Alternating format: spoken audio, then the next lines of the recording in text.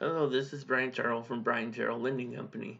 You've contacted me and you have shown an interest in becoming a first-time home buyer, and you are wondering what the first steps are. The first steps will be to check your credit. We're going to do it for free first, and so we're going to do that in two steps. I'm going to send you a link to annualcreditreport.com, where it's going to give you all of your credit information. You're entitled to one free credit report every year, and you can get it through there.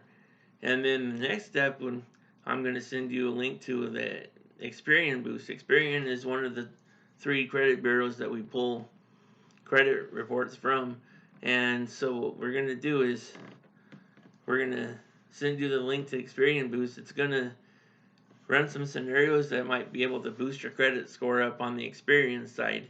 And then you can check your credit scores on TransUnion and Equifax through some other means. For example, Credit Karma or some of those other programs offer, and they give you credit scores. And just one thing you have to understand is those are softer inquiries, and so the credit scores will not be the same as when I pull your credit. It could be 40 points off. I've heard sometimes it's 100 points off.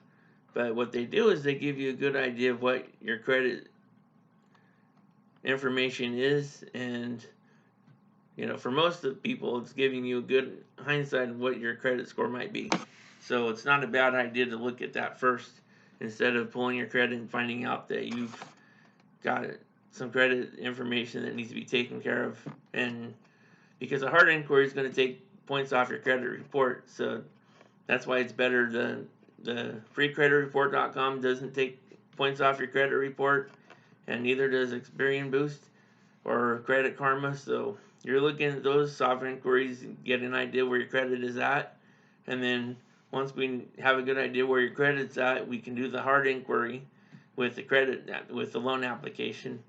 But in the meantime, let's first get squared away with if you have any collections, judgments, anything like that. You want to get those taken care of.